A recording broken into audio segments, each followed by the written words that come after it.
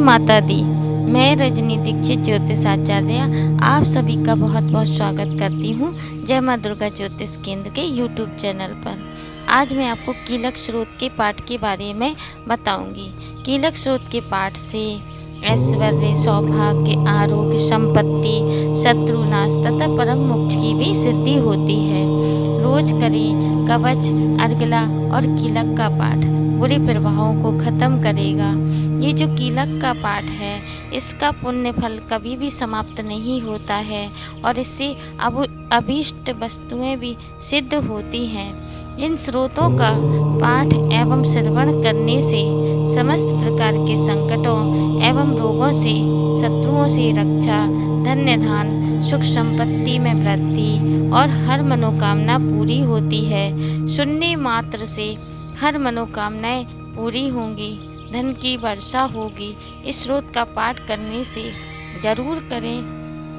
इस चमत्कारी शक्तिशाली पाठ को भाग्योदय हो जाएगा और आप पर माँ भगवती की अपार कृपा बरसेगी। तो आइए हम सब मिलकर माँ भगवती से अपनी शरण में लेने की विनती करें। ओम चंडिका देवी को नमस्कार है। मार्कंडेय जी कहते हैं, विशुद्ध ज्ञान ही जिनका शरीर है, तीनों वेद ही जिनके तीन दिव्य नेत्र हैं, जो कल्याण प्राप्ति के हेतु हैं तथा अपने मस्तक पर अर्धचंद्र का मुकुट धारण करते हैं, उन भगवान शिव को नमस्कार है। मंत्रों का जो अभी कीलक है, अर्थात मंत्रों की सिद्धि में विघ्न उपस्थित करने वाले साप रूपी कीलक का जो निवारण करने वाला है, उस सप्तशती स्रोत को संपूर्ण रूप से जानना चाहिए और जानकर उसकी उपासना करनी चाहिए। यद्यपि सप्तशती के अतिरिक्त अन्य मंत्रों के जप में भी जो निरंतर लगा रहता है, वह भी कल्याण का भागी होता है। उसके भी उच्चाटन आदि कर्म सिद्ध होते हैं तथा उसे भी समस्त दुर्लभ वस्तुओं की प्राप्ति हो जाती है। तथापि जो अन्य मंत्रों का जप न करके केवल इस सप्तशती नामक स्रोत से ही देवी की स्तुति करते हैं, उन्हें स्तुति मात्र से ही सच्चिदानंद स्वरूपिणी देवी सिद्ध हो जाती हैं।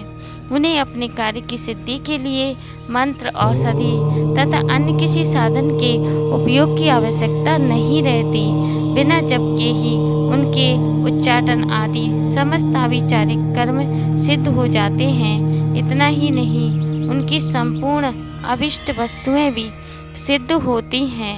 लोगों के मन में यह शंका थी कि जब केवल सप्तशती की उपासना से अथवा सप्तशती को छोड़कर अन्य मंत्रों की उपासना से भी सामान्य रूप से सब कार्य सिद्ध होते हैं, तब इनमें श्रेष्ठ मंत्र कौन सा साधन है? लोगों की इस शंका को सामने रखकर भगवान शंकर ने अपने पास आए हुए जिज्ञासुओं को समझाया कि यह सप्तशती नामक संपूर्ण स्रोत ही सर्वश्रेष्ठ एवं कल्याणमय है। तदंतर भगवती चंडिका के सप्तशती नामक स्रोत को महादेव जी ने गुप्त कर दिया। सप्तशती के पाठ से जो पुण्य प्राप्त होता है, उसकी कभी समाप्ति नहीं होती, किंतु अन्य मंत्रों के जप जन्य पुण्य की समाप्ति हो जाती है। अतः भगवान शिव ने अन्य मंत्रों की अपेक्षा जो सप्तशती की ही श्रेष्ठता का निर्णय किया, उसे यथार्थ ही जानना चाहिए। अन्य मंत्रों का जप करने वाला पुरुष भी यदि सप्तशती के स्रोत और जप का अनुष्ठान कर ले, तो वह भी पूर्ण रूप से कल्याण का भागी होता है। इसमें तनिक भी संदेह नहीं है।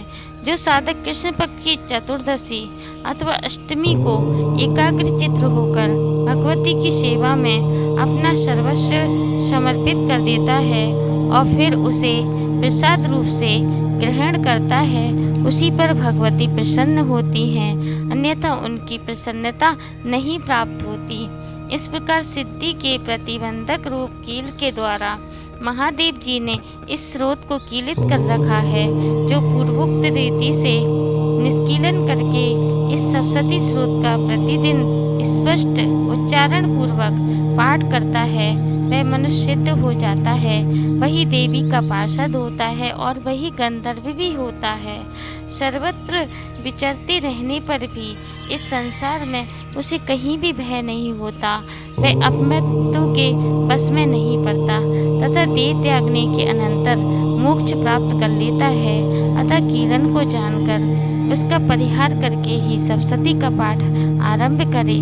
जो ऐसा नहीं करता उसका नाश हो जाता है। इसलिए कीलक और निष्कीलन ज्ञान प्राप्त करने पर ही यह स्रोत निर्दोष होता है और विद्वान पुरुष इस निर्दोष स्रोत का ही पाठ आरंभ करते हैं। स्त्रियों में जो कुछ भी सौभाग्य आदि दृष्टिगोचर होता है वह सब देवी के प्रसाद का ही फल है।